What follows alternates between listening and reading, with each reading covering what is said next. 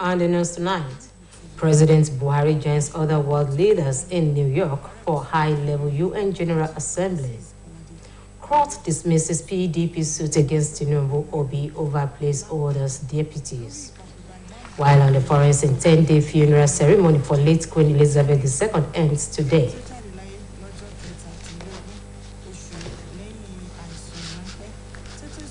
Good evening, and we're glad to have you join us on the major reports. I am Olubumi Ajiboye Agbola.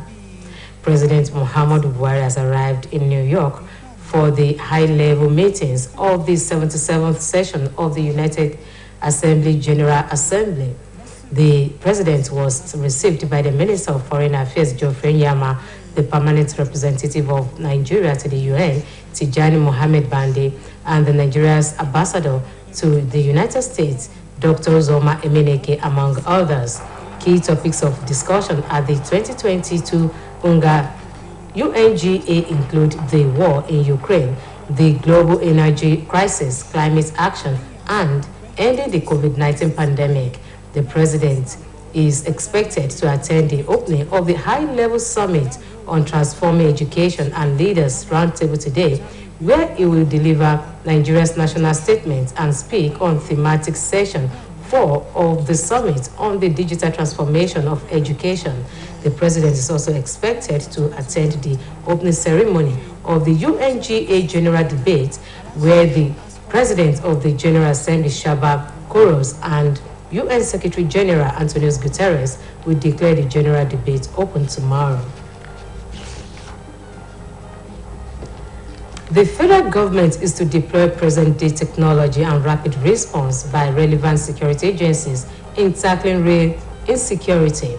The Minister of Transportation, Muazu Sambo, said the decision was reached after studying several submissions and recommendations presented to him on how to tackle the menace. He made this known when he visited the Deputy Secretary General of the United Nations, Amina Mohammed, at the headquarters complex in New York, US. The minister is a lead speaker on financing Nigeria's power and transport infrastructure at the Nigerian International Economic Partnership Forum, slated for Thursday, where President Muhammadu Buhari is the keynote speaker. The minister said he has studied several recommendations and proposals and settled in one that would give a long-term solution and cover both rail and road security. He said after testing this in the coming weeks, it will be a template for the entire country, adding that he was working tirelessly with his team to ensure the release of those in captivity. Meanwhile, the duo of the Minister and Deputy Secretary General shared perspectives on involving communities and traditional rulers along the rail and road routes. The United Nations Development Programme says democratic elections will contribute significantly to the advancement of Nigeria's development aspirations. Chief Technical Advisor for Election from UNDP, Mr. Derek Fries, made the statement at a 2-day workshop for INEC staff ahead of the 2023 general elections. Mr. Fries spoke at the event with the theme Review of Indicators and Capacity Building on Election Monitoring and Support Center Report Validation. He said UNDP, as an entity entrusted with organizing elections, should not be partial. Rather, it should serve the interests of all Nigerians, including women, youth, persons and with disabilities, internally displaced persons, and traditionally marginalized groups. He explained that democratic elections can contribute significantly to the advancement of Nigeria's development aspirations in a manner that the voters believe that their votes will matter. Mr. Fries further explained that outcomes of elections well organized will be viewed as legitimate, and thus the social contracts and the resulting governance are strengthened. Our Federal High Court in Abuja has dismissed a suit filed by the People's Democratic Party against Senator Bola Tinubu and Mr. Peter Obi, the presidential candidates of the All Progressives Congress and Labour Party, respectively. Justice Donatus Okorowo, in his judgment, held that the suit was unknown to law, hence described it as an abuse of court process. The PDP had asked the court to compel INEC to prevent Tinubu and Obi from replacing their running mates with Senator Kashim Shettima and Senator Dati Baba Ahmed, respectively. The PDP was also asking the court to declare that Tinubu and Obi be disqualified unless they contest alongside their previous running mates, Masari and Okupe, respectively. Okorowo, who said the court lacked jurisdiction to entertain the matter, also held that the suit did not disclose any reasonable cause of action against the respondents. An Ikeja Special Offences Court has sentenced kidnapped Kingpin Chukwudimeme Owu Amadike alias Evans to 21 years imprisonment for kidnapping a businessman Sylvanus Ahamono and collecting $420,000 ransom from his family. Also, Evans' accomplice Victor Aduba, an ex-soldier, was sentenced to 21-year imprisonment when they were arraigned on a 4-count charge bordering on kidnapping and unlawful possession of firearms by the state. Delivering judgment, Justice Oluwatoyin Taiwo held that the prosecution had successfully proved the case of kidnap and possession of firearms against the convicts. Justice Taiwo said she was satisfied that our court would convict the defendant through his confessional statement, adding that there was no proof before the court that 3 of the Evans men were killed by the police. As pupils and students,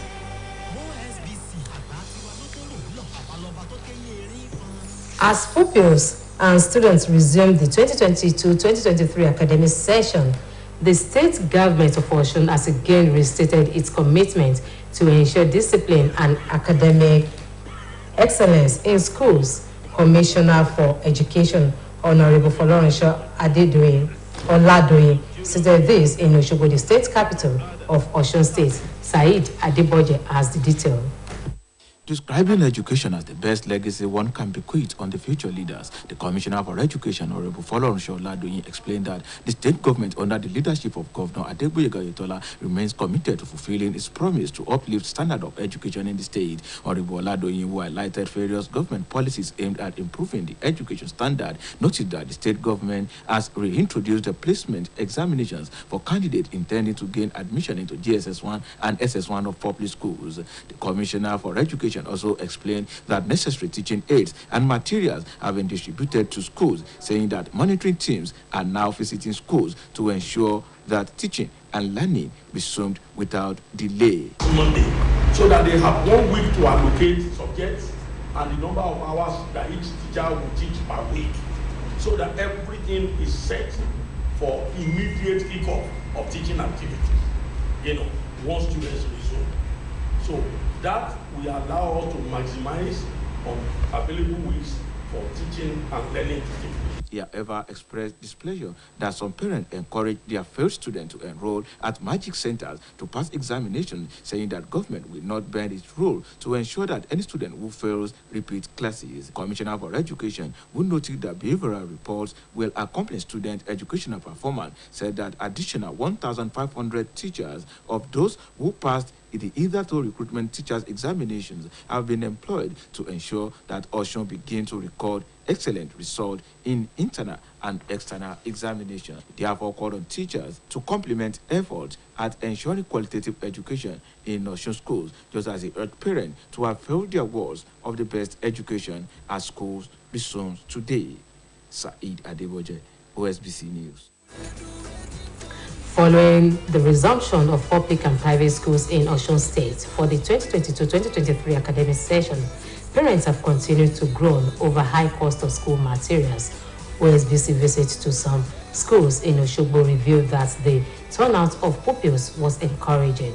Oluwatobiloba Odunoga has the details. Describing education as the best legacy one can bequeath on the future leaders, the Commissioner for Education, Honorable Folorunsho Oladoyin, explained that the state government, under the leadership of Governor Adegboyega Oyetola, remains committed to fulfilling its promise to uplift standard of education in the state. Honorable Oladoyin, who highlighted various government policies aimed at the 2022-2023 academic session has commenced in earnest for the first time. OSBC News visit to some public and private schools in Oshogbo, including AUD Primary School, Beja, Okebale, St. Andrew's Primary School, Okebale, St. Francis Grammar School, Isaliaro, and Salvation Army Primary School, revealed the high turnout of students, head teachers, and teachers in the various schools visited by the OSBC News, among whom were the headmistress of Salvation Army Primary School, Oshogbo, Mrs. Jumoke Lawal. The principal of St. Francis Grammar School, Isaliaro, Mrs. Yewande Adams, maintained that the turnout of the students was encouraging, as the teachers have commenced the first term of the 2022-2023 academic session with the students in full. They called on parents who are yet to allow their children and wards to come to school to do so, adding that time and tide waits for no one. The turnout is very encouraging. Though the teachers, they were on ground, we pre-resume on the 12th of September. So this helps us to prepare for the term section. Students still at home, they are missing a lot because we've done a lot of work. At this time now, the students have taken 5 subjects. Meanwhile, parents have continued to groan under the increase in the prices of educational materials, as the prices of books, mathematical sets, note textbooks, pen, pencil, school uniform, food flags, and water bottle, among others, is on the increase. Findings by OSBC News on the prices of school materials revealed that a pair of mathematical sets is sold between 600 naira and 800 naira.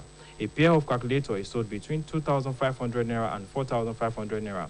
One pack of higher education notebook is sold for 5,000 naira. 60 leaves notebook is sold for 1,900 naira, while 40 leaves notebook is sold for 1,400 naira. A pack of pen is sold for 1,500 naira, and a pack of pencil is sold between 200 naira and 300 naira. While a food flask is sold between 5,000 naira and 8,000 naira, and a pair of water bottle is sold between 1,200 and 2,000 naira, among others. Speaking with OSBC News on the high cost of school materials, a parent, Mr. Ayodeji Ojedeji, lamented that the prices of school materials skyrocketed than that of the last session. Mr. Ojedeji, who noted that parents at this period have no option than to buy the school materials for their wards, noted that it is their responsibilities to provide for the needs of their school children. A little bit high. We don't know what actually caused this, but we have to buy it, and because it's our responsibility, our child have just resumed the school, we have to buy all this for them. Speaking in the same vein, a school proprietor, Mr. Oluwafemi Bibilari, said government intervention is needed through the subsidization of educational materials to make it affordable for parents. You know, we've conducted examination, they've been given placements, but when they got here today, it was a different story. What they thought they will meet is not what they met. Things are just too costly. We don't know. He maintained that education is the right of every child, which should never be trampled upon. Oluwa Tobiloba Odunuga, reporting for OSBC News. Meanwhile, the United Nations Children's Fund has pushed for the compulsory education of the girl child as a protection mechanism from forced early marriage. UNICEF country representative to Nigeria, Mr. Peter Hawkins, who spoke in Abuja, said that child marriage remained a big issue in the country, just as he urged all stakeholders to look for ways to prevent this, to keep children who are supposed to be in schools, in these schools.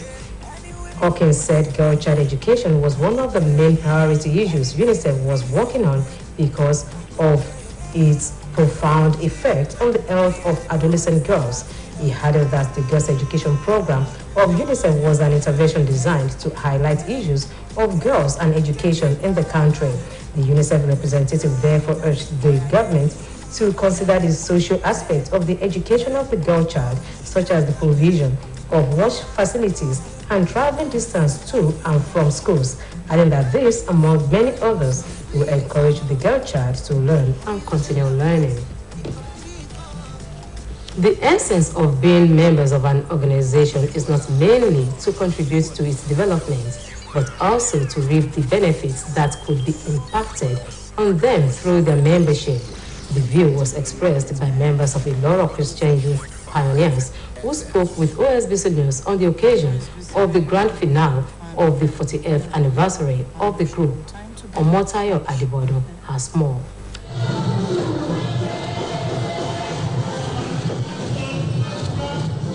It was a joyful celebration for members of the Iloro Youth Christian Pioneers who converged on the Cathedral Church of St. John, Elisha, for the Thanksgiving of the Society's 40th anniversary. In his sermon, the provost of the Cathedral of St. John, Reverend Iyola Faduba, stressed that religion should not be separated from the society and that the church should be a place where people will be built into being successful for themselves and the society by extension. The they received from the church when they were young built them up. It built confidence in them, it built trustworthiness in them, it built justice and righteousness in them. That is what Christianity and religion, that's what they do in the life of faith. Speaking with OSBC News, the newly elected president, who will be leading the administration for the next 2 years, Mr. Omekunle Fabeme, on behalf of his executive members, called for the support of all members home and abroad to achieve greater feat in the society. Collectively, we get to that purpose place.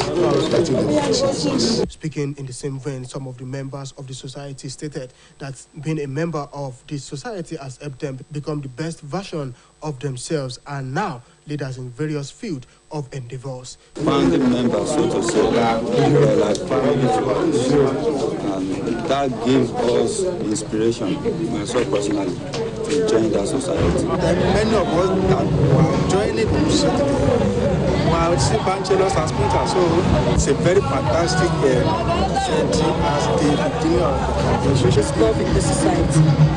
There is brotherliness, there is sisterliness, there's what I can define as love. The high point of the Thanksgiving was the award to some of the pioneer parents, including Mrs. Wuraola Igbarola, Mrs. Florence Bello, patron Mr. Ayeko Falore, matron Chief Mrs. Eunice Olawole, among others, and a posthumous award to the late Provost, Very Reverend Jinodu, for the role he played in ensuring the society was established, and then to the commissioning of the project which was embarked upon by the group. The event dovetailed into the reception at the Cathedral Church of St. John Austrian Primary School Hall, where the society members and all well-wishers were treated to their utmost satisfaction. Motayo Adebodun, OSBC News. Osun State government has warned people of the state to desist from indiscriminate dumping of refuse in the waterways, saying anybody caught culpable will face the wrath of the law with a fine or incarceration by a law court. The general manager of Osun State Waste Management Agency, Oman, Mr. Fatai Oyewole, gave the note of warning while speaking with OSBC News, adding that the state also has lost free range of domestic animals in the society. He, however, urged the people to manage drainages around them by keeping vigilance on the abuse of the waterways, saying government continues making more drainages and repair the existing ones to avoid the effect of flooding. He speaks further. Don't forget, a contract has a lifespan. Until the expiration of that particular lifespan, no major repair can be done. They can only start renovation, probably little effort they can make. The one along the non axis were constructed by the federal government. The state government does not have much impact, because if they have worked with the state government, that particular canal, the construction will have been diva. So the state government is working on that. They have written the federal government so that all those errors can be corrected. Then the community itself, the community member, have to take care of their canal. The one constructed with concrete or any other one. Why? If you are not doing the needful, definitely there's going to be a problem. So government is just to open up. The community are supposed to maintain. When you maintain it and you're able to sustain it, it's going to last a very long period of time. You're welcome to our sports segment.